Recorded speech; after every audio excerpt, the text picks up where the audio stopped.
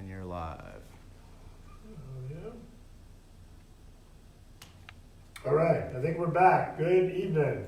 It is Garret Graves. It is Thursday night on our take two here. It is 8:32 p.m. here in Washington, 7:32 p.m. at home. Going to give a few minutes for folks to get back on. I apologize for the delay there.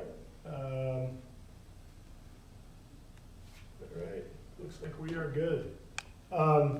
Somebody said earlier they couldn't hear me. I hope can y'all hear me now? I hope. No sound. He's saying, Kevin. All right, hang on. Sorry about this. I don't know what to do. All right, we're checking. If you can't hear, give us 1 sec. I'm seeing some thumbs up. For you? It is. Some people may have their sound on mute. Mine came up automatically on mute. Hey, make sure your computer might be on your display might be on mute. So check that out. Yeah, we've got good sound. Yeah, I can hear it on the ones here. So check that little mute box right down there, and just click on your speaker. You can't hear me. All right, I think we got some folks. On now. Good deal. Let me shut mine off. So. All right. Good deal. Okay. Well, hey, good evening. I hope all of you had a fantastic Thanksgiving, and I hope you got some good time with family and some time to reflect on what to be thankful for. Family and I, we had a great time. We actually took a few days off and went over to Big Bend Park over in West Texas, and heck of a road trip, but just had a great experience, some great hikes and everything. But again, I hope that you all did, and I hope you had a chance to reflect on things to be thankful for, like your family. I'm just going to jump right in, just tell you real quick that we came back into session after being out of session for a week. Came back into session this week, and we had a big markup today in the Natural Resources Committee, working on a number of bills, including a bill to try and have mandatory spending of $1.3 billion a year in perpetuity, meaning never ending. So in 10 years, $13 billion, in 20 years, $26 billion, in 30 years, $39 billion, all for wildlife programs, which, look, I'm a fan of wildlife programs, but really difficult for us to support all this mandatory spending on top of a $20+ trillion budget.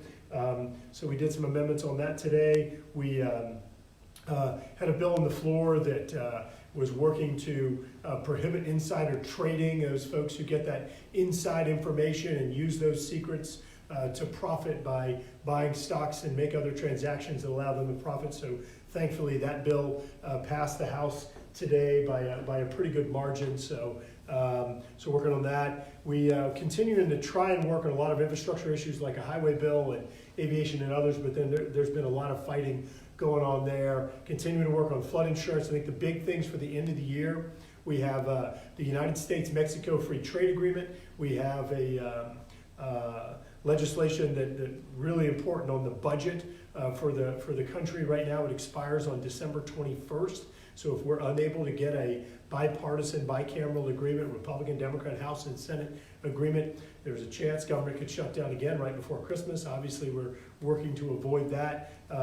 But they just finally were able to break the logjam on some pretty key issues just about a week or so ago. And so continuing to work to see if we can get a budget done as quickly as possible. So in any case, let me go ahead and jump to y'all's questions. I want to thank y'all for being on this evening. If you don't mind hitting share down below, I would appreciate it. It just helps us connect with some of the people that we represent. So here we go.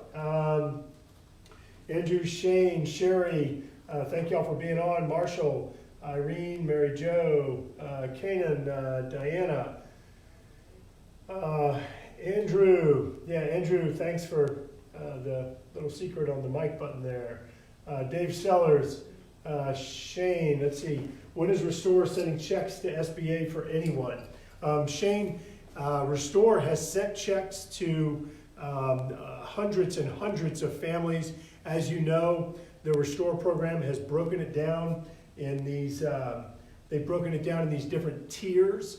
And so they're going through each of those tiers and sending checks out. I'll tell you what, Shane, we will reach out to Restore tomorrow and see if we can post up or maybe even do a link to basically the different timings for the different tranches, so you have a better idea on when to expect your check. But a few quick updates. Yesterday, I had the chance to talk to Secretary Ben Carson from the Department of Housing and Urban Development about our just severe frustrations with how poorly this program is working, the restore funds, how slowly they are to get out to actual homeowners and disaster victims. So I did have a chance to talk to him about it. We're having a follow-up meeting. And I also had a chance recently to talk to White House Chief of Staff Mick Mulvaney about this. Look, I've told y'all, I know this is imperfect. I know the timeline. I mean, the fact that we're more than 3 years since our flood in August of 2016, and some people still have not received checks. It is inexcusable to go this period of time. I remind y'all, the money's in the bank. The law has been changed. And there's no reason why we should be in a situation where folks aren't getting their money. So we are continuing to work with all these different folks, the state and with the federal agencies, to push everybody to get these monies out the door as quick as possible. But Shane, I committed to y'all that I'm not stopping until either my heart stops or we get this thing fixed, and I'm going to keep pounding on this issue until we're able to get something fixed. One thing to remind you of, I'm not sure how many of y'all are aware of a provision that we added to an appropriations bill months ago that basically prohibited the Small Business Administration from collecting money from you if you are a duplication of benefits victim. And so we said, look, we're trying to fix it with HUD, and obviously there's some problems with HUD remaining, even though we did fix the law, change the law. On the SBA side, we came out at a different route and just said, well, we're not going to allow SBA to collect money from you if there's a duplication of benefits allegation and if you haven't received a check from Restore. So if we can get that provision in the law, that will be another potential fix that we'll have for you. So we're continuing to work on it. So Marshall, thanks for being on. Dave, robocalls. Yes, so good news there. I've mentioned with you all a while back 3 things we've done on robocalls. Number 1, we have met with a number of the telecommunications companies, the everything from AT&T and Verizon type folks to the Charter, Cox, and some of the other communication companies that provide phone service. And we had talked to them that they have established this trace back group, where if someone makes a phone call from a Sprint phone and then it goes to a Verizon, then to an AT&T, to a T-Mobile, to a Charter, to a Cox, and then comes to your house or to your cell phone, that this traceback group, and it was a robocall, this traceback group, they would share information with one another to figure out where that call is originating from. With the spoofing they do, they pretend like it's a different phone number than it really is. And so this group has been somewhat effective in being able to identify where these calls are coming from and get these bad actors. But that's not the only thing we did. The second thing we did is we worked with Congressman Charlie Crist of Florida and introduced 2 bills with him. One where he was the lead, where we tried to bring some of the other resources of other federal agencies to the table to stop these calls. And then third, the one that I'm happiest about is the one that establishes a white hat bounty program. And what I mean by white hat is sort of the good guy hackers. If the government at the Federal Trade Commission can't run a do not call list, if are circumventing all these protections in place, then let's get the hackers involved. Let's get the good hackers involved and give them financial rewards for tracking down who these people are that are sitting there pressing a button on their keyboard and making millions of calls. Let's find them, let's hold them accountable, let's put them in jail, let's fine them, and let's share some of those fines with some of these white hat hackers. So the good news is that some of the bills that we had worked on with Congressman Chris, some of the provisions, those are incorporated into a final version that will become law. There's been an agreement between the House, Senate, Republicans, and Democrats, and so that bill will become law. I think it will have effect, but I'm going to continue working on that bounty program because I think that is going to have a chilling effect on these bad actors in regard to robocalls. So thanks for bringing that up, Dave. Let's see. Oh, hey, Sam, I see you're on. I hope you're doing great. I read your email. I was not aware of that. Justin didn't tell me. But, congratulations to you. And yeah, please do come pass through on your way back. I'd love to connect with you again. Megan, thanks for being on, and I hope you're feeling better. It's good to talk to you earlier. Sheila, thanks for being on. Thanks for being on. Sheila, I hope you can hear me now. Kanan, is there any progress on the kiddie tax? Or should we all plan another year of our minors paying back a quarter of their death benefits? Kanan, there is a little bit of an update. I'll tell you what, though, just to make sure that I've got it right, let me come back. I just want to check one thing, and then we're going to post back in response. Kevin or Alex, if somebody can make note on Kanan Fugler, we're going to respond back on the kiddie tax issue. Derek, I hope you can hear us now. Andrew, mark your calendar. Me and Christina Carville will be there March 4th, and we'd love to meet with you on behalf of the MS Society. Yeah. Hey, can you bring Renee too? I don't know if you know Renee, UPS guy who does raises money for MS through the biking program. He's awesome. Great guy, but Andrew, would love to connect with y'all. Kevin, you see that Andrew's coming back up for the MS trip on March 4th. Let's make sure we nail that. Arthur, thanks for being on. What kind of circus is going on in DC? Unbelievable. Arthur, I got to tell you, it is unbelievable. It really is. This is surreal sometimes, just being around this place and seeing the craziness that's going on, seeing the divisiveness and just how poisonous these relationships are. One of the committees that I serve on is the Transportation and Infrastructure Committee, and that one deals with, obviously, the transportation issues and Corps of Engineers and FEMA and all these other issues that are really important to Louisiana. And that committee was like the last bastion of cooperation, where Republicans and Democrats actually worked together, and week before last, that was even thrown out the window, and that has become, unfortunately, a partisan fighting committee as well. And again, just really, really unfortunate, but this place it's unbelievable. I don't even know what to say. Murray, for your staffers to start their Google search, I have about 10 questions for you, and we'll send them I don't know what you're talking about, Murray. What do you mean Google search?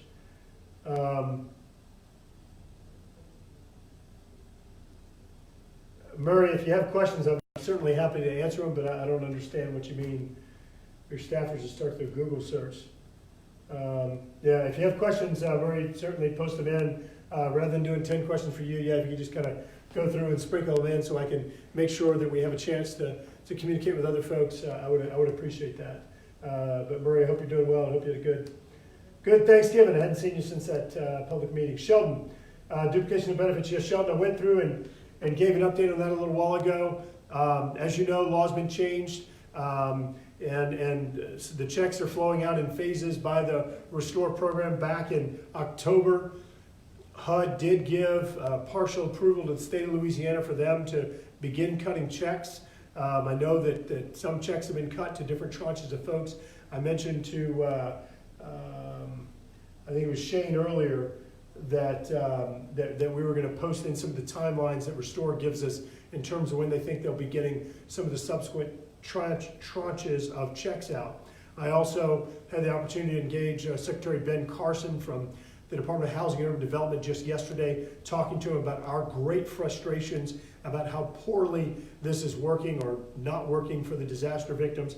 And I met recently with White House Chief of Staff Mick Mulvaney on the same thing. Chief of Staff Mulvaney agreed to pull in all the principals from the different agencies, because as you all know, we've been sitting here dealing with agencies and they're saying it's her fault, it's his fault, and everybody pointing fingers at one another. So he's agreed to convene a high-level meeting where we're going to be able to talk through some of this. So we're going to, he told me after Thanksgiving, obviously that's where we are now, so I'm going to be working to try and get that meeting set up as quickly as possible as well. Shane, let's see, can you hear? Candy, windfall elimination. Yeah, Candy, windfall elimination and government pension offset are two things that penalize our public servants like police officers, firefighters, teachers, and others, and their spouses potentially. So a couple things. Kevin, will you look and see how many co-sponsors we have now on the bill? So we have over 218 co-sponsors. In fact, I think we have over 220 co-sponsors now on the Social Security Fairness Act, which is the bipartisan legislation we've been working on with Republicans and Democrats to try to get this permanent long-term fix. There's another bill that Congressman Brady introduced. There's another one Congressman Neal introduced, but we're trying to stick to the Social Security Fairness Act, which is HR, was it 1141, if I remember right? Is that right? Hang on. Tell you what, I'll check real quick.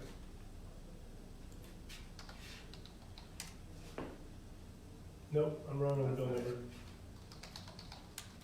Sorry, guys.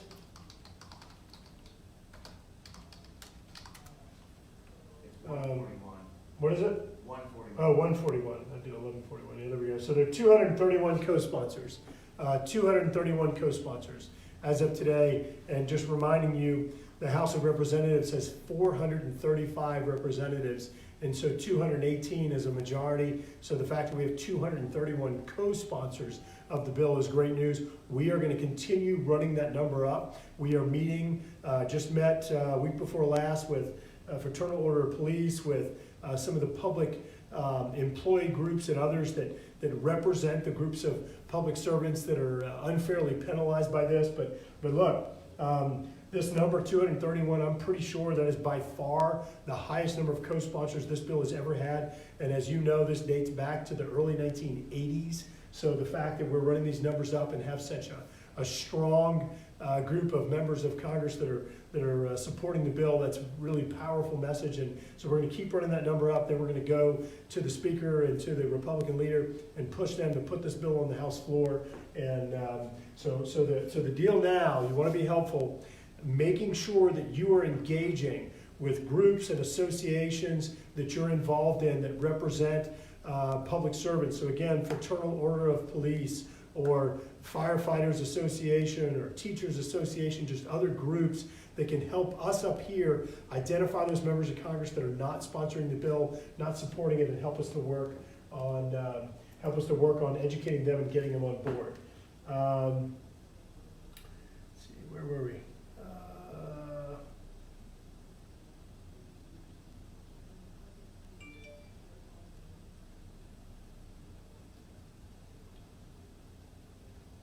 Look at that, Matt Jewell, Parish President Jewell from St. Charles. Thanks for being on.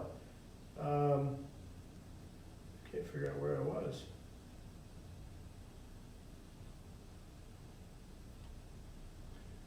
All right. Well, I tell you what, it looks like I might have lost some folks, but lost some of the people in here. I apologize, but I'm not sure if y'all can see that or not. But it moves whenever a bunch of people comment in, so it scrolls past where I am. So it looks like we're at Derek Dunbar. Two questions. Don't know if it's been asked, but what's the update on DOB for 120%? Why are things literally not moving? So let me answer that one first. So I mentioned earlier, Derek, that back in October, that HUD provided partial approval to the state of Louisiana to begin paying people under the duplication of benefits fix under the law change that we did. One of the things that they did not approve was the portion above 120% of AMI, and so what the median income for the area. So what happened is that the Restore program, apparently what they submitted, HUD said wasn't in compliance, so Restore and HUD are working together to come up with what that over 120% solution is. I mentioned earlier, Derek, that I met yesterday with Secretary Ben Carson, and I met recently with White House Chief of Staff Mick Mulvaney as well, and we're having follow-up meetings with both of them to try to break this logjam on the folks over 120%. But Derek, I am not stopping, and we're going to keep working on this. Matt Jewell, hello, how you doing? President Jewell, I hope you're doing okay.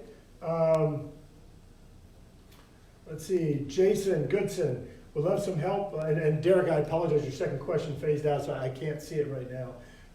We'll have some help on why I'm being denied the Restore program. We'll have a letter from FEMA stating I had over 7,000 damages from March 2016. Flood and paid out of pocket more than 4,000 trying to fix my flooring. I went back in cinder blocks. Restore denied me because they're saying I have only $700 in damages. Jason, yeah, I'm not sure where you live. I don't see a constituent badge here, but I tell you what, Jason, if you can give us a call, can you see the numbers? Sort of. If you can give us a call at this number right here, it's 225-442-1731. 225-442-1731. If you can ask for Shelby, let us see if we can figure out what's going on there. And see if we can get you some help. Gene, you asked about the 120% AMI, and I just answered that for Derek. I hope you heard that one. Marie, thanks for all you do. Merry Christmas to you and yours. Marie, thank you very much, and I hope you all have an awesome holiday season. Thanksgiving, Christmas, Merry Christmas to you, and I hope you get some great time with family and friends. Let's see, replying to Gene. Angela's saying, what's going on? It seems we're forgotten. Let's see, Gene. Okay, so Gene was asking about the 120%, and Angela's replying to that. So yeah, Angela, I just mentioned earlier to Derek that HUD did not approve that hardship portion, so we are all meeting to try to figure this thing out. But look, let me say it again. The law change that I didn't say anything about 120% AMI. That's something that was totally made up by a bunch of career bureaucrats. The money's in the bank, the law's been fixed. These bureaucrats should be sued, and they should be forced to live in these same kind of conditions that they're forcing some of our disaster victims to be living in. It's awful what's happening, but I'm not stopping. Murray, I just lost you, Murray. I saw that said something about OCD, DRU, and you just went up. I apologize. So we're getting a bunch of questions. So what it does, it makes them all just go up because there are only so many of them that are here. Jimmy Nolan, thanks for continuing to stand up for us. You bet, Jimmy. Thanks for being on. Samantha, hello. All right, Murray. Why are we paying out of 2016 flood allocations a company called Fergo to assist in Coastal Protection Restoration Authority, $2.3 million for Louisiana Watershed Initiative Services that is 100% funded by 115-123, Public Law 115-123. So, Murray, so here's what I understand, as you know, the OCD, the Office of Community Development in the state of Louisiana, they're the ones who control these funds. This watershed initiative is supposed to be funded out of the 115 Congress Act the law that you referenced, that is the Community Development Block Grant Disaster Recovery Flood Mitigation Funds, which is a separate pot than the pot for the disaster victims, the Restore program specifically. So if they are using funds from the disaster pot to pay for watershed initiative, I agree with you, that should not be funded out of that pot. That should be funded out of the flood mitigation pot. So if that's the case, I certainly will circle up. Will you remind me to follow up with Chip Klein, Kevin, on this? I'll follow up with Chip Klein, who runs the Coastal Protection and Restoration Authority. I was actually communicating with him today on a different issue, so I'll see if I can figure out what's going on. Murray, who in the state of Louisiana is responsible for oversight of government waste and misconduct in federally funded programs since it's CDBG-DR and CDBG-MIT, which is the mitigation? So I think that obviously, number one, the Disaster Recovery Unit is under Office of Community Development, which is in the Division of Administration. Jay Darden is the Commissioner of Administration, so that's one option. The second option would be the Inspector General for the state of Louisiana. His name is Stephen Street. Stephen Street is the Inspector General for the state of Louisiana. That's the second option. And then, of course, because these are federal funds, there is an Inspector General at the Department of Housing and Urban Development. So the Inspector General at the U.S. Department of Housing and Urban Development would be a third. So depending on what type of waste, fraud, or abuse you're talking about, they have different entities there, and be happy to work with you on that. All right, let's see. Why are notices for termination and rescinding of the grants 30 days, while the states take 12 to 18 months to determine you're eligible for a grant? Look, Murray, you and I talked about this. Like, I agree with you 100%. This is ridiculous. Just to go off on a quick little sidebar, would y'all believe that about 2 weeks ago, wasn't that 2 weeks ago they did a bill on the House floor? Was that 3 weeks ago? Okay, 2 weeks ago, they did a bill on the House floor that would effectively lock in this HUD Restore Louisiana type program. Lock it in law forever.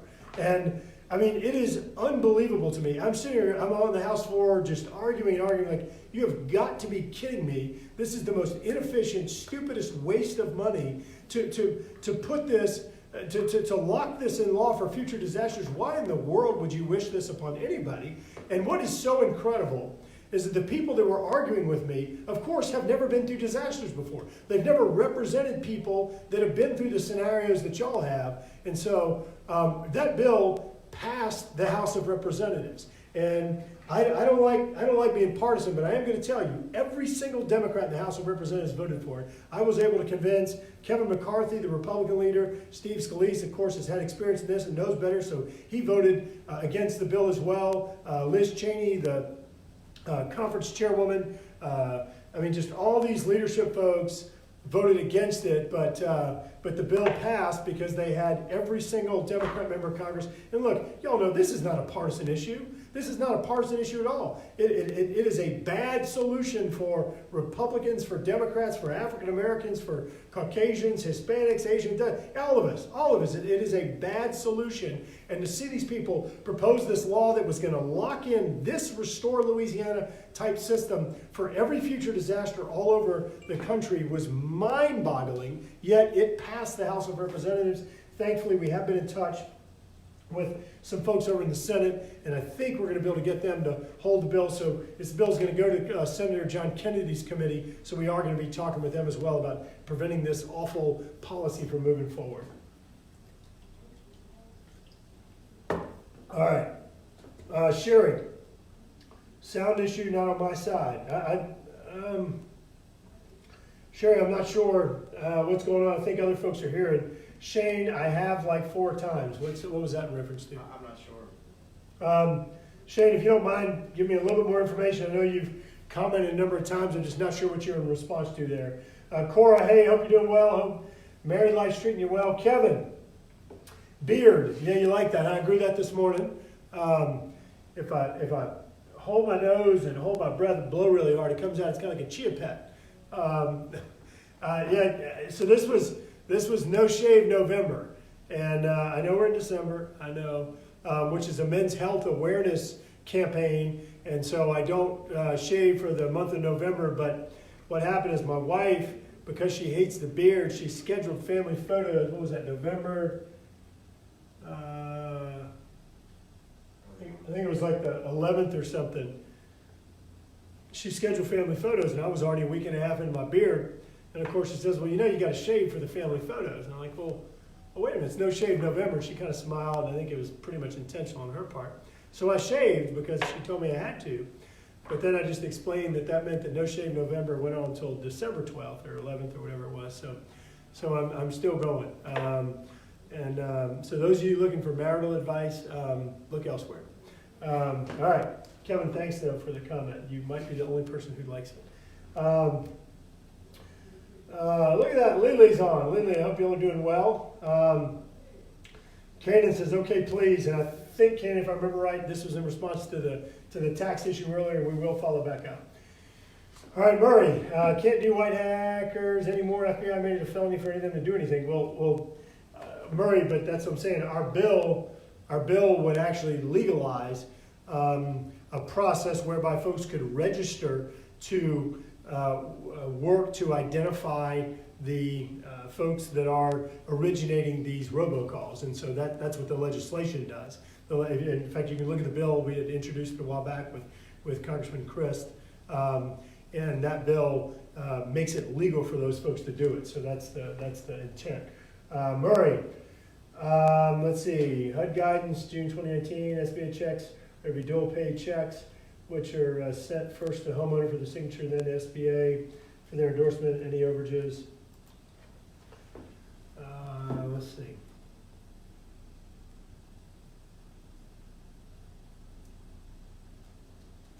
How will the homeowner be notified when the check is sent? Okay, so I think what you're saying, Murray, is that if someone has a dual paid check, meaning that they have an SBA loan, and so what happens is Restore Louisiana sends the check to SBA instead of sending it to you. How will you be notified that check was sent? It's a really good question, and that is incumbent upon the Restore Louisiana program to notify you. And so, Kevin, if you can make a note, I certainly will weigh back in with them and ensure that there is some type of notification process so you are aware that that check has been sent to the SBA, because we don't want to be in a scenario whereby you're waiting for months and months for the SBA to figure out how much you have on the loan and then sending you the remainder of the check. But I want to reiterate to you, Murray, as I've said in the past, that I would prefer them to just write the check to y'all and let you decide whether you're gonna give it to SBA or if you're gonna pay other high interest things and pay the SBA loan over term or what. So I don't agree. I don't agree with that approach. Let's see. You got all kinds of stuff here. How the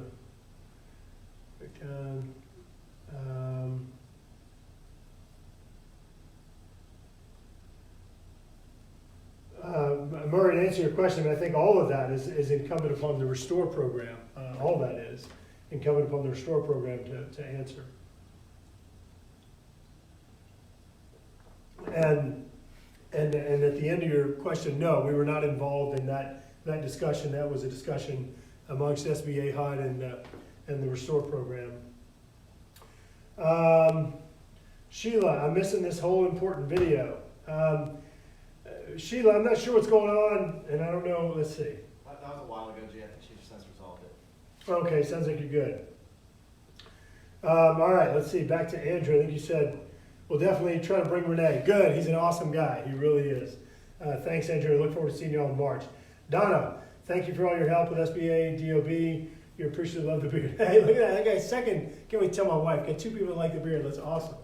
That's like, that's 2 times, or that's 2 more people than I think have ever said they liked it. So that's great. Henry, keep up the great work. We appreciate all you do for Louisiana. Henry, thank you very much. And I'm not sure you saw, I know that you're a big fisher. We recently introduced the Descend Act with Congressman Jared Huffman, bipartisan legislation. And the idea there is that it requires commercial and recreational fishers to use a descending device whenever you catch a red snapper and it's out of season or it's over limit, because there are some extraordinary estimates on the millions of pounds of fish that are lost annually in the Gulf of Mexico because of the barotrauma, because they're brought up too deep, not too deep, they're brought up from deep water, and they expand, obviously, because of the pressure change, and the fish will end up dying because of that expansion. And so descending devices, different techniques with a venting tool or with an actual descended release device. The idea here, the idea here, Henry, is that what that will do is it's going to increase the overall allocation of red snapper fisheries, allowing for more fish to be caught longer season for red snapper. All right. Murray, is there any anticipation for the solution to those are 120% AMI? Yes, Murray. Look, I've said several times tonight and other times, the law change we did does not put in 120% anything. This is something that was fabricated by HUD, completely fabricated, and I measure my blood pressure right now, it would be high. It is infuriating to me, as hard and as long as we fought to get that law changed, to have these bureaucrats make this crap up, and I'm sorry for saying that, but making this up and just inventing this thing to box out all of these people. I've been in discussions with members of Congress from Texas and Florida and Puerto Rico and North Carolina and other places. They all are frustrated by this. I talked to, as I mentioned, Secretary Ben Carson yesterday, and I talked to White House Chief of Staff Mick Mulvaney recently. We are having follow-up meetings with them to continue to pursue this. I'm not stopping. I changed the dang law. They have misinterpreted it or invented or fabricated new provisions in it that are not there, and it's got to be fixed by either them fixing it and doing the right thing or the courts fixing it. Terrence joined. Look at that, T. Thanks for being on. I didn't think you stayed up this late. Don, thank you for getting. Didn't you send me a text? Where is that? I think you sent me a text today, didn't you? Or am I dreaming? Hang on, Don. Give me 1 sec here. I think I might owe Terrence a response, and I can just get him right here, right? Commencement to hear Sonny Perdue. When's Sonny Perdue speaking at Southern for the commencement? Oh, shoot, I don't know. I'm going to check the schedule, but certainly if I'm around, absolutely, I'd love to. Big fan of Secretary Perdue. Okay, Don, thank you for getting the funds you recently acquired for our district. You bet, Don. Happy to do it. happy to do it. Obviously, that's a big part of our job. They don't have earmarks, and what we do is we have to work with all the federal agencies in order to try to make sure that the appropriate dollars flow to our districts to the right needs. So happy to do it. Let's see, Lily, did I lose my razor? I did not. But let me tell you something. One of the things having a beard, especially one that you don't even trim this stuff or this. One of my colleagues called me the missing link today. I'm not sure what that means, but I think it was a compliment, right? So there's an efficiency thing here. I save about 4 minutes every morning because I don't have to shave. So that means more time working on y'all's priorities. How about that? So that's the deal. And you can tell your wife that it's an efficiency issue. But sometime around December 12th, when I think I may see her, I think I might actually lose it that day. Dee Dee, keep up the good work. I appreciate you. Dee Dee, thank you, and thanks for being on. I want to remind all of y'all, I know we got a bunch of folks on right now, but this gives us an opportunity to hear from you, to learn what your priorities are, to hear when you agree with things we've done, to hear when you don't agree, when you have criticism, constructive criticism, hopefully. That's what this is about. We can't represent you unless we're engaging. So I really do appreciate all of y'all being on. I know that it's past 8 o'clock at night at home. So I really do appreciate y'all being on and just sharing feedback and questions and suggestions. And again, even the criticism. If we get stuck in a bubble, then we're not representing you. And so it's really important that we have an opportunity to engage. So thank y'all for being on, Dee Dee. Eugene, what's going on with I guess that's Social Security offer bills? I assume, Eugene, that's about the offset is what you're talking about. And I gave an answer to that earlier. There are 231 co-sponsors on the bill. It only takes 218 votes to be a majority of the House. We're trying to continue to run up the number of those co-sponsors. I want to get it up to well above the 231. I want to get it up to somewhere around 290 if we can. And I think at that point, we then work to try to force that bill to be brought to the floor. But I think if we can get somewhere around 290, that's going to be kind of a magic number for us to be able to force the leadership of the House to put that bill on the floor and give us a chance to vote for it. But we met week before last with firefighters and teachers and fraternal order of police and others working on a comprehensive strategy. And we're going to be having another meeting, or I think we're doing a conference call first with the same group, just continuing to target co-sponsors, and then we're going to have another meeting in January. Sheila, I hope you can hear. And Murray says yes, and I can hear you too.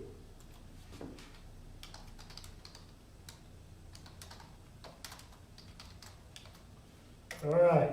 So let's see, where are we? See, Dee Dee, Eugene, Sheila. Yeah, offset bill. Okay, so Eugene, I think I did answer your question, and I hope that was helpful. Rick, please explain SNAP again. Yeah, you bet. Okay, so SNAP is the Supplemental Nutrition Assistance Program, commonly just referred to as food stamps. And so what happened is last Congress, we had introduced legislation that, I'm going to say this clearly, reestablished a work requirement associated with the SNAP or food stamp program. Now, I say reestablished because in 1996, there was a Welfare Reform Act that passed. Let's see if I find it was called the Personal Responsibility and Work Opportunity Reconciliation Act of 1996. Just rolls off the tongue. There's even an acronym that you can't pronounce. But what that did is it was signed by President Bill Clinton, then Senator Ted Kennedy was involved in it, Senator John Kerry voted for it. And what it did is it established a work requirement if you required SNAP or food stamp benefits in excess of 3 months.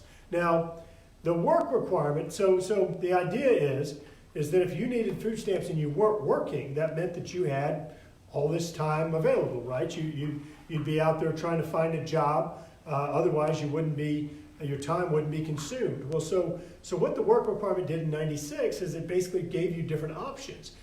Our bill did the same thing. In fact, Some of the things you can be doing is looking for a job, going to a job assistance center, going to a job training center where you can get the skills to participate in the jobs that are available. You could go to school, something else to where you can, again, continue building your resume and your experience to where you can get a job, or volunteer. Just go volunteer for 20 hours a week, 20 hours a week. If and only if you are work capable, you are able-bodied, and you're between 18 and 49 years old. So it doesn't affect seniors. It doesn't affect children, meaning if parents who had children or dependents, those folks are not affected. Right now you have, let's see if I remember these numbers. I think, let's see, let me look it up for you. I think it's 2.7 million. Let me double check. 2.9, I was wrong. You have 2.9 million people that are currently on food stamps or SNAP program benefits that are able-bodied within that age range, 2.9 million. I think it's 800,000 of them. Dang it. Where was it? Here it is. Yeah, look at that. Go with the gut. 800,000 of them. 800,000 of them are working. So they are working like in real jobs, but they're still receiving the benefits because they have a need. The remaining 2.1 million are not. They're not working. And so what this does is it simply says, once again, if you've received benefits in excess of 3 months, then you are required at that point to go to a job assistance center that helps you identify some of the 7 million jobs that are available in America today.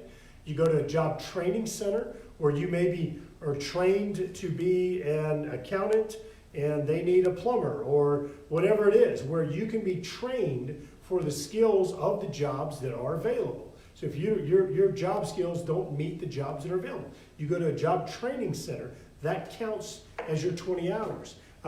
You can go volunteer for an organization. You can go to school.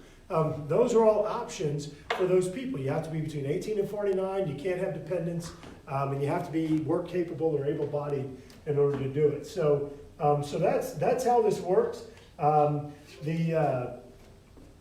What had happened when I said reinstate the work requirement back in, gosh, it was around 2010.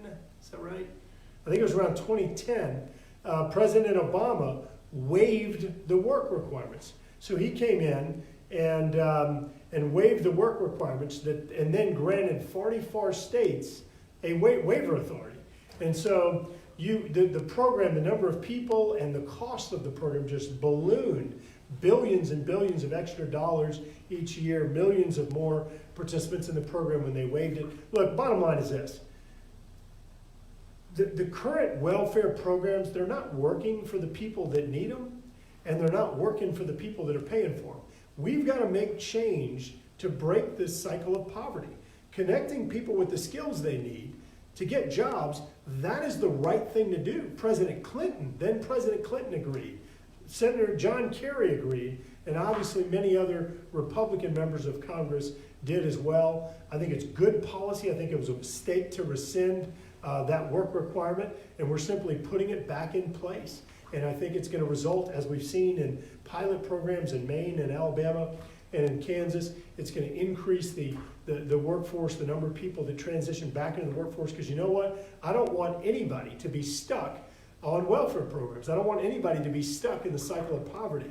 I want people to be back in the workforce where they're in charge of their own destiny, they're in charge of their prosperity, they get better health care, they get better health care outcomes, and ultimately have better lives. And that's what I hope that we all want here. I've heard people try and say, oh, that's mean-spirited. It's not mean-spirited. It's the right thing to do to give the people the skills that they need to get them back in the workforce. I've heard people say, you're kicking people off. No one, not one single person is being kicked off.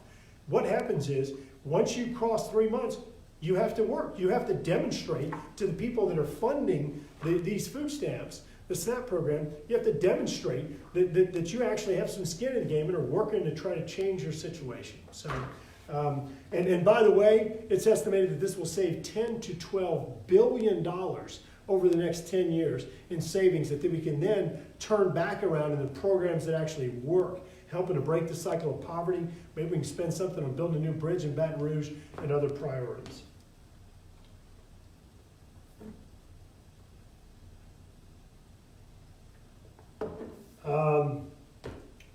Well, Sheila, I'm sorry we've missed you. I don't know what's going on. Obviously, other people can hear. I apologize that it's not working over there. Mary Jo, my husband called your office to talk to you about a month ago about all their store stuff. They said you called back. We never heard back from you. Mary Jo O'Neill. I've got a call list. Is that one on the list? Mary Jo, I'm not sure who you spoke to. I will double check, but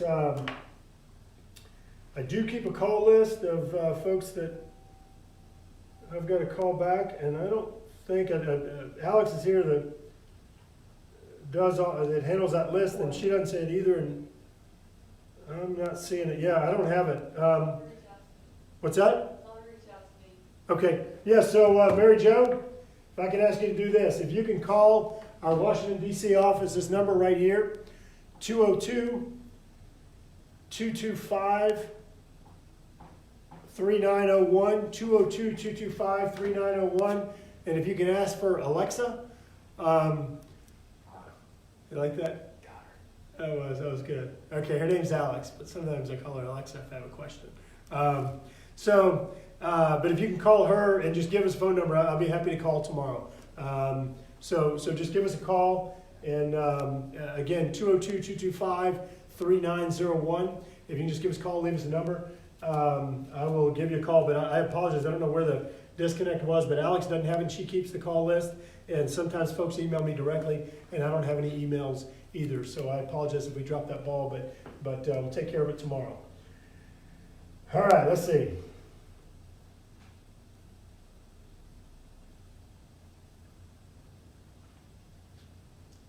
Yeah, so Murray, you're asking me to repeat information at the October 9th meeting, and I mentioned to you that I was not there at that meeting and was not aware of it. That was a meeting between SBA, HUD, and the state of Louisiana, and I'm not sure what was said there, but certainly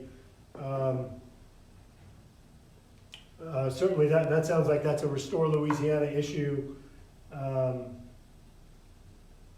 We were not in that meeting. That was an agency bureaucrat meeting apparently.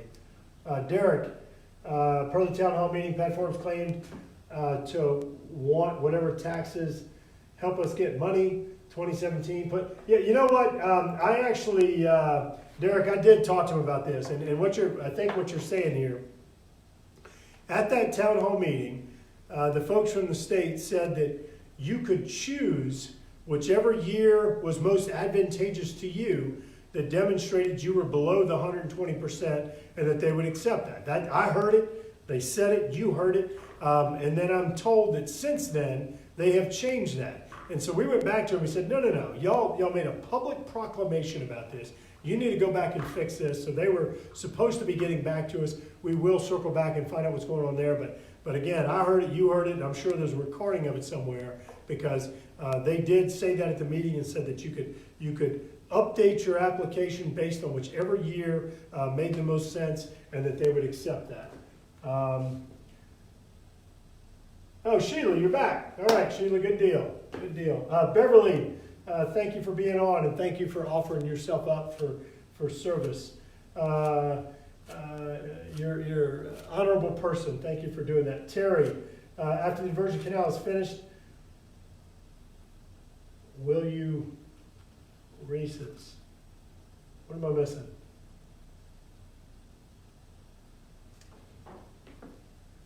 Anybody know what that means? It says, after the Virgin Canal is finished, will you races? Is that a dance? Is that like a celebration? Is that like an ensign dance? I don't know what that is. I'm sorry. But I'm gonna be excited. I know that. Archie, thanks for all the updates. Hey, Archie, look at it. We got 2 parish presidents on. Archie, congratulations to you. Really looking forward to working with you, and glad we had a chance to talk the other night. Certainly we're here to work side by side with you, to work to help address all the priorities in in Lafourche Parish, and you got a good neighbor over there next to you that I know you know, Matt Jewell over in St. Charles, and really excited the opportunity to work with both of you. But again, congratulations to both of you, and thank you for being on. Look at that, Paulie's on. Thanks for being on. Terry, will property be reassessed after the, oh, that's what you were saying. I'm sorry. Terry, you're saying, will property be reassessed after the diversion canal is finished? So let me make sure that I understand. So it will be reassessed in terms of your flood vulnerability. So I'm going to set the tax thing aside entirely. Will your home be reevaluated in regard to your flood vulnerability as it pertains to the National Flood Insurance Program? The answer to that is yes. And as a matter of fact, we've been working with the town of Central, with East Baton Rouge, Baker and Zachary and Livingston Parish and Ascension Parish, and all the local entities as well, on a deal with FEMA where they will actually do a reassessment or a reevaluation on your flood insurance situation when the project meets a 50% completion. So doesn't have to be fully finished. There were two things they said. They said you got to demonstrate you have all the money, which we can already demonstrate, and they said you have to demonstrate you've hit a 50% completion mark. And so, so we're not even going to have final project completed. They're gonna reassess the flood vulnerability and the flood insurance premiums when we hit 50%.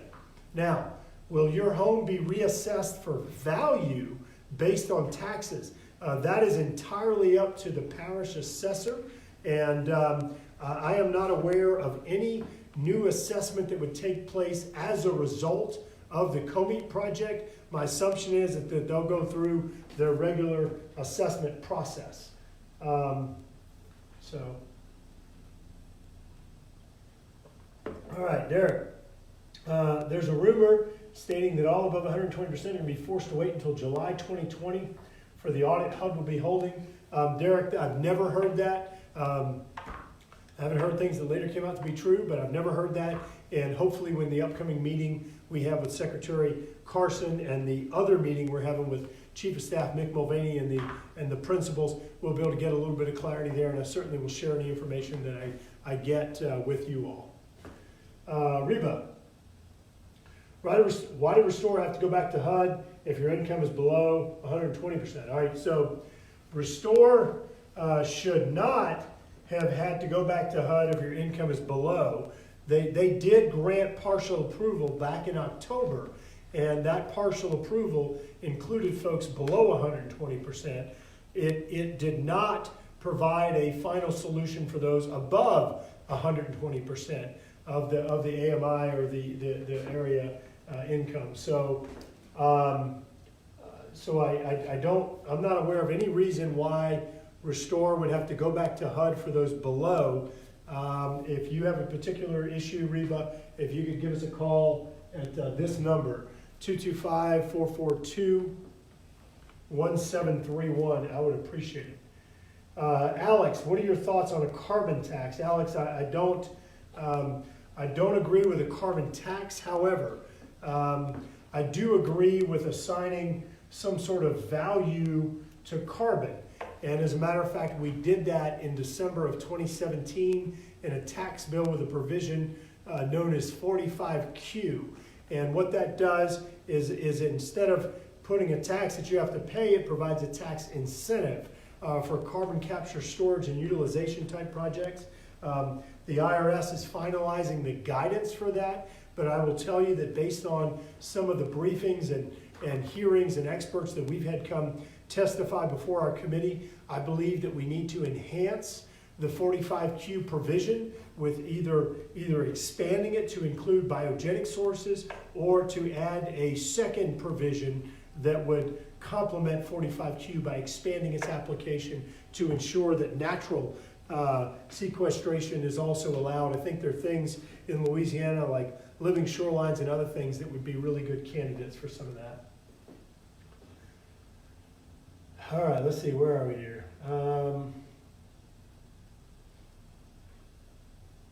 Alex, Jason says he's in West Monroe. Jason, I hope you're doing well up there. Frank, when is Restore going to pay off my SBA loan? I'm under 120.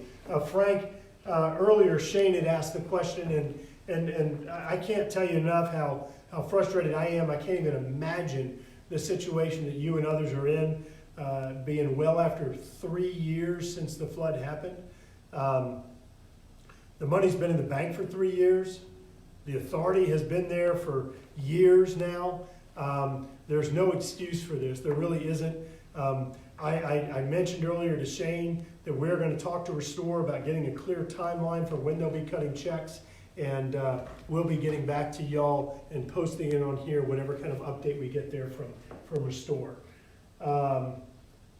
Terry Joe says flood zone, but Terry, yeah, I think I answered your question, at least I hope I did. If I didn't, if you can just post on here. But again, the quick answer is, when the Comey project hits 50% completion, they will do a reassessment of the flood zone, and that should be reflected in your updated insurance premiums, or maybe you're not even in the flood zone. Lane, government shutting down again. Lane, I would love to tell you no, there's not a chance it's going to happen, but the reality is that we were supposed to be adjourning for the year the end of next week, but the temporary government funding agreement we have only goes until December 21st, which means that we do need to get a final appropriations bill done before December 21st in order to prevent a government shutdown.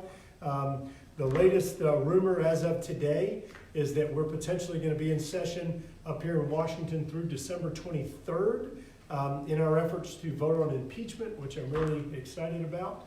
And yes, I'm not being serious. And also getting a budget deal done, and hopefully the U.S.-Mexico-Canada trade agreement. So there is a chance. I certainly hope that we don't shut down government, but I also am not going to vote for a bill that overspends or has bad policy in it. But I'll put it this way, Lane. There was an agreement earlier this year that there would be no poison pills included or riders included in the appropriations bill unless everybody agreed to it. So that should keep the bad policy out. There's a term up here called a budget allocation up here called a 302A, and then one called a 302B. and basically what that is that is the allocation of money among the different appropriations subcommittees. That has been agreed to. So if we know what the dollar figures are, and we know that there aren't going to be any poison pill policy items in there because Speaker Pelosi committed that there would not be, then we should be able to prevent a government shutdown. If people want to play politics, then there's going to be a government shutdown.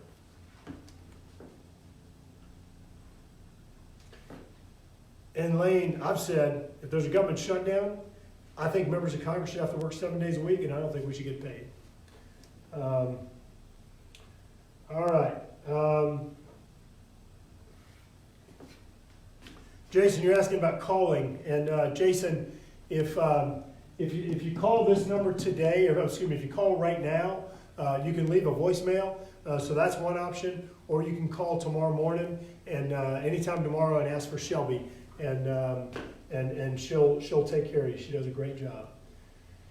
Lynette, is the web bill making progress? And Lynette, yeah, I've answered that a few times tonight. It is making progress. We're up to 231 co-sponsors on the bill, and that number's continuing to tick up, which is great news. We had a meeting week before last with all the key players on it, and we're going to have a conference call again this month and a in-person meeting again next month, just working on our strategy session to continue getting supporters and educating people on the bill. Beverly, we're below the 120, and our case has been under review for at least 3 weeks. I was told Tuesday it could be under review for many more weeks or longer. What takes so long for the review process? So my personal opinion is, one, just bureaucracy. Number two, because I think people get paid for dragging this thing out. And I've commented before, and Murray probably has the exact number on where they are now, but it was something like $350 million was paid from the Restore Fund to contractors to administer this thing. $350 million. Now, So it was $350 million to hand out $1.2 billion. We got a total of $1.7 billion for y'all. And to see that a program has so much bureaucracy and just junk that it costs that much money to comply with all these rules and everything to get the money out the door, that's one great example as to why this program is a total failure. And so to see 2 weeks ago that members of Congress were trying to push legislation that would permanently authorize this program for every future disaster, it was appalling. And what I told them is that if they're going to support that program, they should be forced to live in these same kind of conditions that people in Louisiana have been forced to live in for 3 years. There's no good excuse for it for Beverly, but Beverly, I'd love to see if we can help you out. So Beverly, if you could give us a call at this number right here, it's 225-442-1731. Again, you can call this number right here, 225-442-1731, and ask for Shelby. I'd love to see if we can look into your situation and find out what's going on.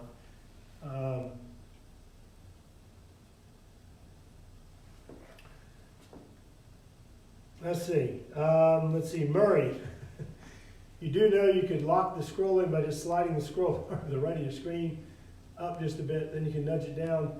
Yeah, Murray, but what happens here? So yes, I can do that, and I can scroll up to the top there and just leave it there. But as additional people comment, if a bunch of people comment, it just moves up. And so these top people, they just disappear. I've done 100 of these or something, and this is something that we've talked to Facebook about trying to fix this to where we can, I don't know if you just saw it, but one of them just moved up just right there. I didn't touch anything, the scroll stayed the same. Basically what they said is that this box right here, it only holds a certain number of comments.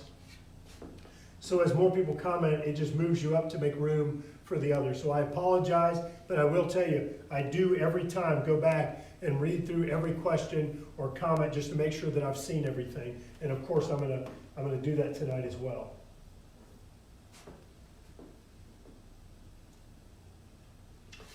Phil, Team Demco supporting you.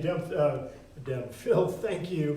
And I enjoyed the opportunity to join y'all in Baton Rouge a few weeks ago. That was a great crowd, and I hope y'all had a super Thanksgiving. I think I was in between you and your weekend or something, if I remember right. But I hope y'all had a great time, and thank you very much for that opportunity. Marlon, I'm sure Cedric Richmond didn't vote for it. You know what, Marlon, look, Cedric and I are very close. We're good friends, and I have a lot of respect for him. We don't always vote the same, and we do try to talk to one another whenever it's an issue that especially affects Louisiana. He actually did support that bill, which look, he and I, we had different perspectives on that one. He told me that one of his advisors told him it was the right vote to make, but I don't agree, and I think we have an alternative bill. It's HR 1311 that I did with our next door neighbor right here, Congresswoman Stacy Plaskett. It's a bipartisan bill, and I know this. And what our bill does is it basically just shortcuts all this stuff. Basically, gives money to the state, lets the money get straight out to y'all, and none of this junk that we've been through. The money would flow almost immediately. I know that Congressman Richmond will support that bill as well, but feel free to share your thoughts with him, please. So, Kane, another question. Ms. Lynn's been trying to help me for almost 2 years on a TRICARE and denial of my minor kid's privacy information issue. In August, she was supposed to send it out to DC office. Have y'all look at it and try and get it fixed? Not tonight, but soon. Come in, please get in touch. Yeah, absolutely, Kaden. And I certainly don't want to get into your personal situation here in front of everyone. But yeah, absolutely, we can do that, and we'll make sure that we get you an update on that. You see that one? Yeah. Okay. We'll get back to you on that. Jamie, keep the beer. Look at that, 3. Sheila, you look like my doctor. Well, Sheila, I don't know the age of your doctor, but as y'all can see, I went ahead and colored some white in here just to give me a little bit more maturity and wisdom. And so I'm assuming your doctor might be a little bit older than I am, but but this wisdom that comes along with it, it goes a long way. I've been called a lot of things, but not a doctor. Somebody told me tonight I look like a professor.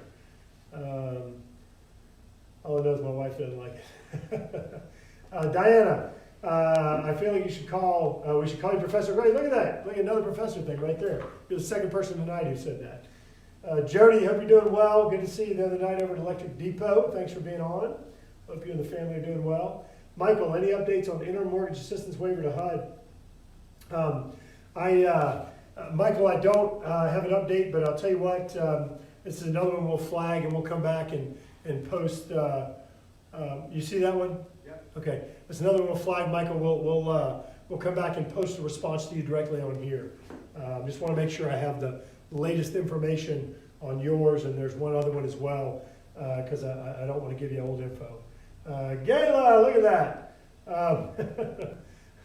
Gayla, I've answered it 4 times tonight, so I'm sure you heard one of those 4 where I gave an update there. If you did not, please respond again, and I'll give a 5th update. But thank you for being on, and thank you for your persistence. Lauren, oh, my throat's dry. You know, Need some more water? I'm gonna have to have some blueberries here. Can y'all bear with me a minute? How many people have eaten blueberries live? All right. They're frozen.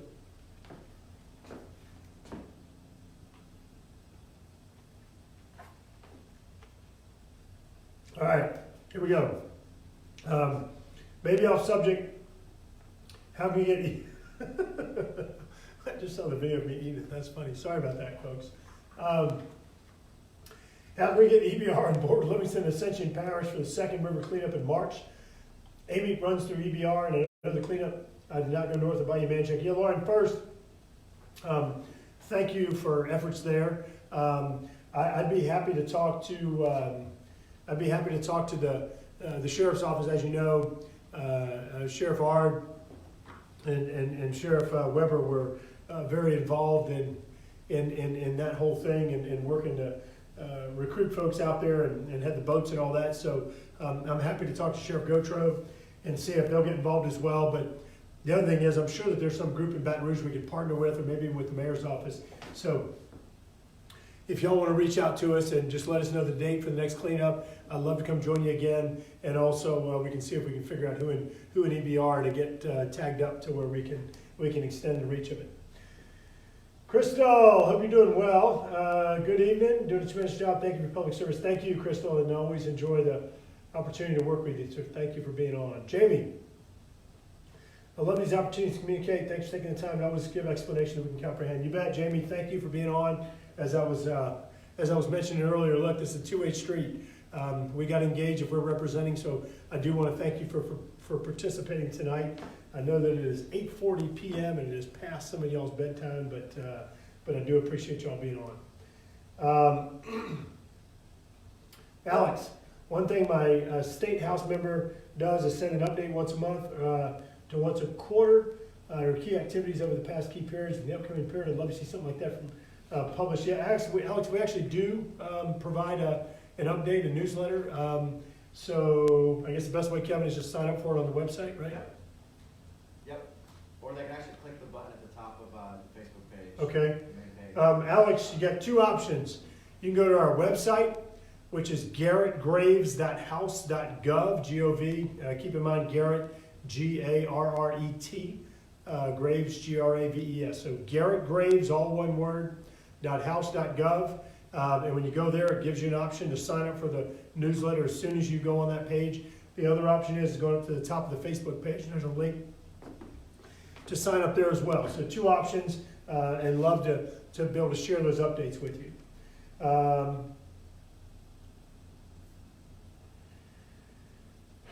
Do you, I don't know if you're saying make or get many phone calls, Murray, from people asking why the state, I assume you're saying, do you get many phone calls? Why the state's so slow updating AMI percentages and grants? Murray, I'll tell you that to this day, the most phone calls we get in our Louisiana offices is about Restore. More than every other subject, more than impeachment, more than immigration, more than traffic. We get more phone calls right now still on Restore than we do on anything else. So it is amazing. There are thousands and thousands of families that are still stuck. And as you and I have discussed before, the money is in the bank. It's been in the bank now for 3 years. The people have documented needs. Why in the world they can't connect those dots is inexplicable, but I'm not stopping till we get it done.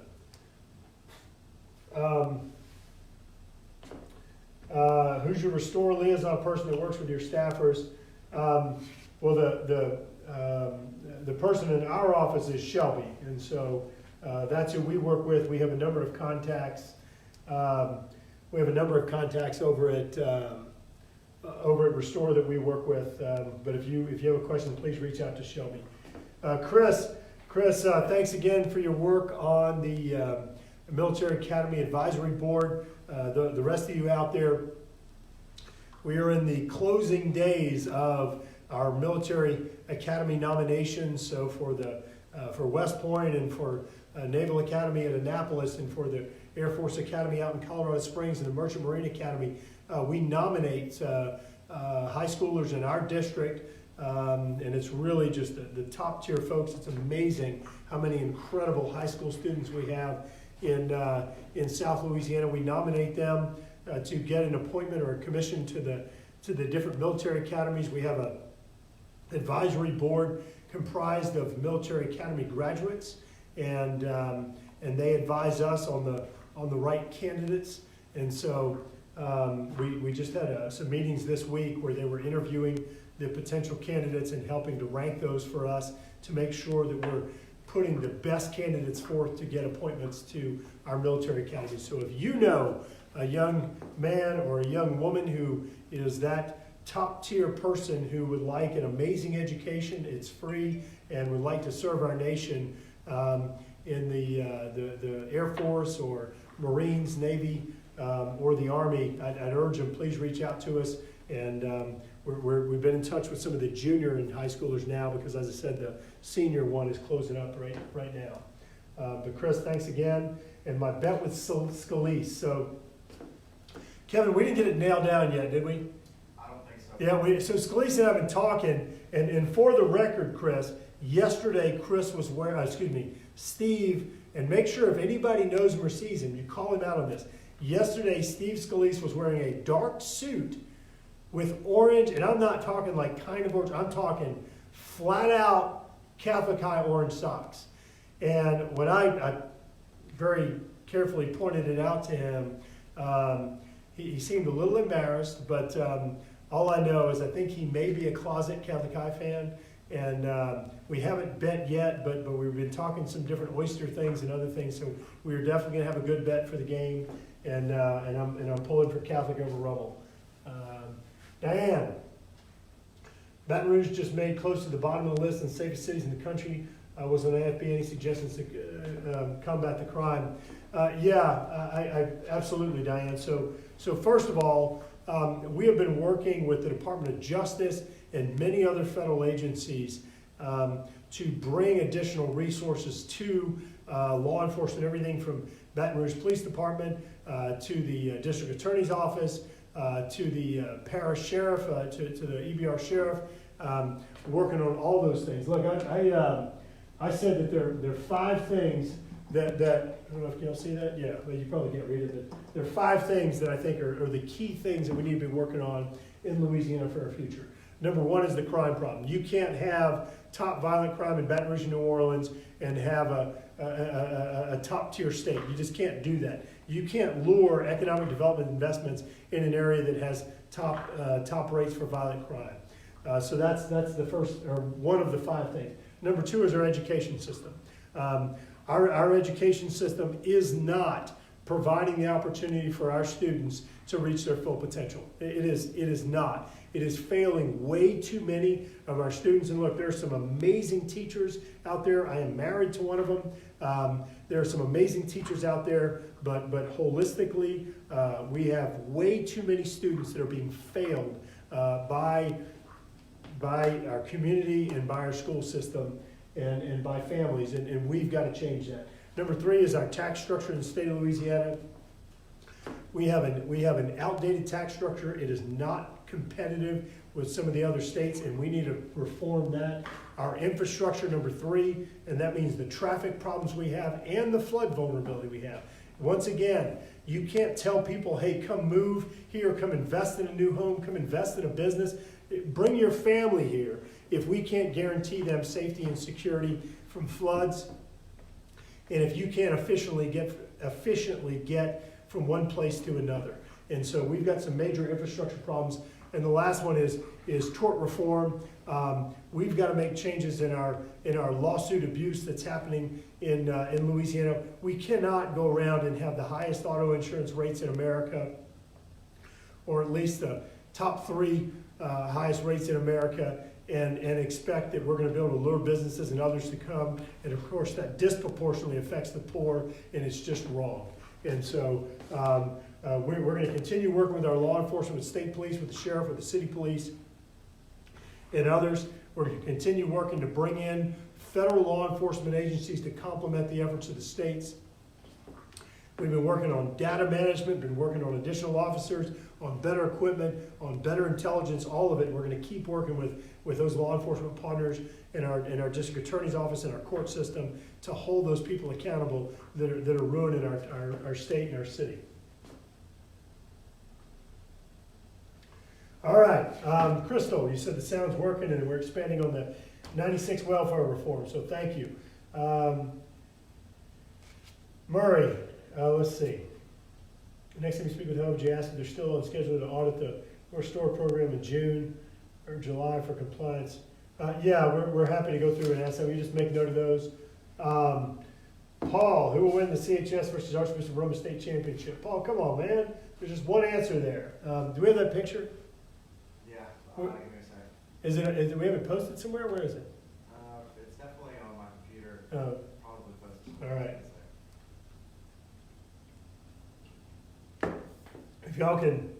If y'all give me a sec, we'll try and find this picture that kind of explains who's going to win that game. Keep in mind, Catholic and Roma are both Catholic schools. Amy says sound wasn't working there. I hope you can hear it now. Crystal says Archbishop Roma is going to win. Oh, Crystal, come on. All the other comments that you said, you actually seem like you had it all together and you're a good, bright person, then all of a sudden you say this blasphemy. Come on, Crystal. You just, in one fell swoop, you just lost all credibility. Well, just email it to me, and I'll put it on the screen. I'm kidding, Crystal, but I don't agree with you. Sheldon, thanks for your help. You bet, Sheldon. Thanks for being on. Paula, sometimes you have to exit the live and then log back on to here. Did you email it? Yeah. Okay. All right, one sec here, folks.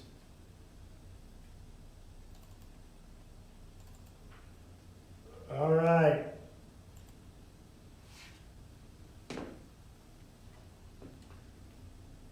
We're frozen here, Ken. All right, there we go. Can anybody see that? Zoom in.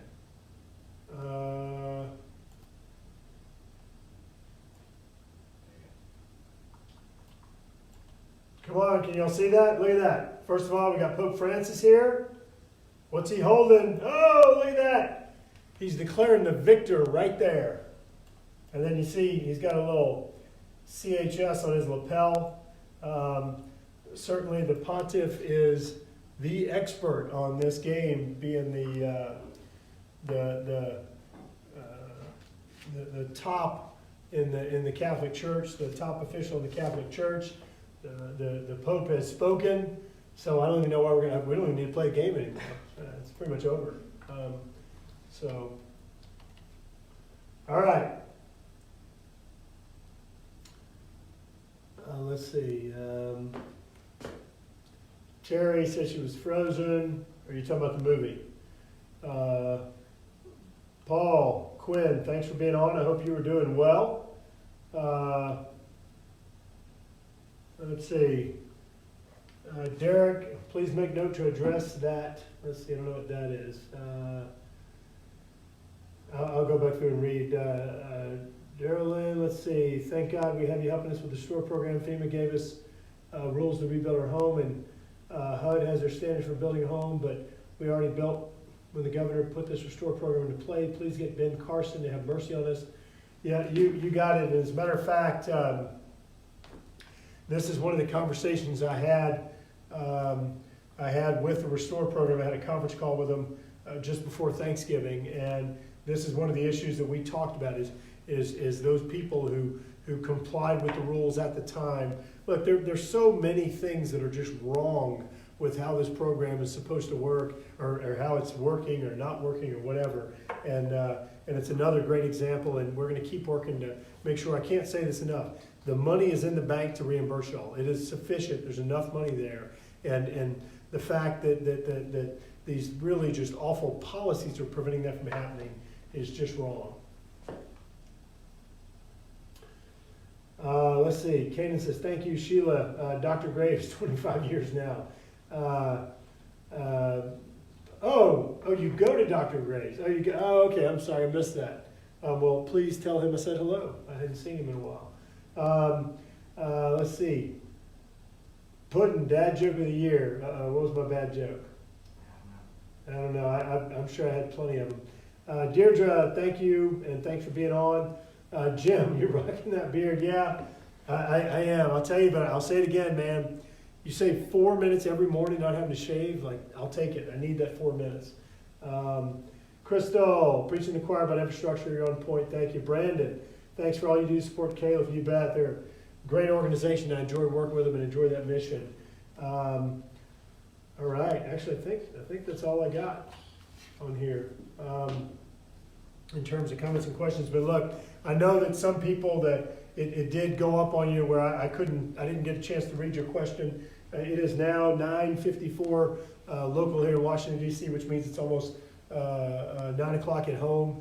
And so we're going to go ahead and cut out. But I do want to say I think that's the end of the questions. Like I said, I know some of them got skipped in the scroll up earlier, and I'm going to go through and read every single one of them. But I want to thank y'all for being on. I want to thank you for your feedback to us. And again, like I said, whether it's good or bad, our job is to represent y'all, 800,000 people in South Louisiana, and I really do appreciate the opportunity to represent y'all. We've had some great wins over the last few years, and we've got a number of other really important things that we need to get done, including a new bridge, including lower prescription drug prices, including fixing flood insurance, and many, many other priorities. And we're going to keep working on those, knocking them out one by one. But I appreciate y'all's support. I appreciate your involvement in your own government and helping to help us identify the priorities that are in South Louisiana. So windfall elimination, government pension offset, restore program, I got it. We're going to keep working on those. And I just want to thank y'all very much for being on, and God bless. Have a great night.